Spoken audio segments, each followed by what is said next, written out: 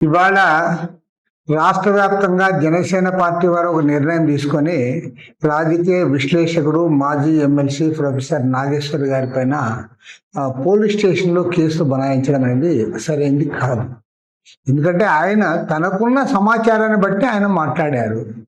దాన్ని మీరు సహజంగా రాజకీయ పార్టీగా మీరు తప్పుపట్టచ్చు, ఖండించవచ్చు. దానికి ఎవరికి అభ్యంతరం లేదు.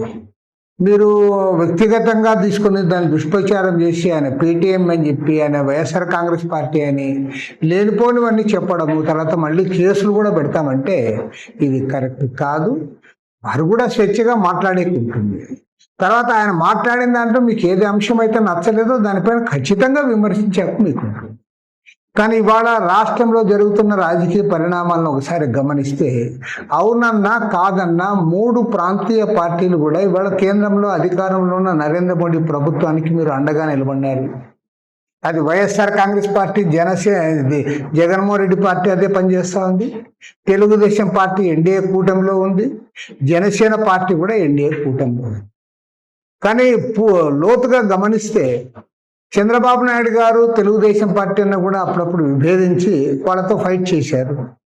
అదేవిధంగా జనసేన పార్టీ ఆనాడు పాచిపోయిన లడ్డూలు ఇచ్చామని చెప్పి ప్రత్యేక హోదా విషయంలో బీజేపీకి వ్యతిరేకంగా ఫైట్ చేశారు మీరు. మరి అదేవిధంగా చంద్రబాబు నాయుడు గారు అయితే వ్యక్తిగతంగా నరేంద్ర మోడీని కూడా విమర్శించాడు. నీకు అసలు పెళ్ళామేతోనే లేదు, సంసారమే లేదు, నీకు సమస్యలు ఏం తెలుస్తాయని చెప్పి సాక్షాత్తు అసెంబ్లీలోనూ మాట్లాడాడు.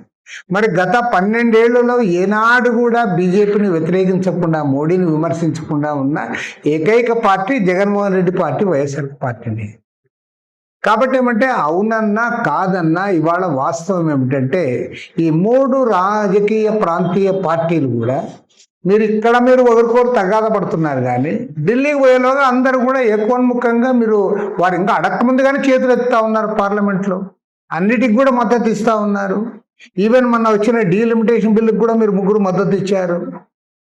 కాబట్టి ఏమంటే దీనిపైన మీరు వివరణ ఇవ్వండి ప్రజలకి, మీ స్టాండ్ చెప్పుకోండి.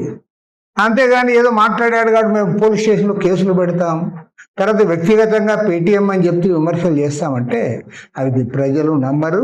ఎందుకంటే ప్రొఫెసర్ నాగేశ్వర గారి ఇంటిగ్రిటీ అందరికి తెలుసు. ఆయన అట్లా అమ్ముడుపోయే వ్యక్తి అయితే కాదు, 100% చెప్తాను నేను. మరి అలాంటి వ్యక్తి పైన మీరు దూషణ చేయడం కరెక్ట్ కాదు.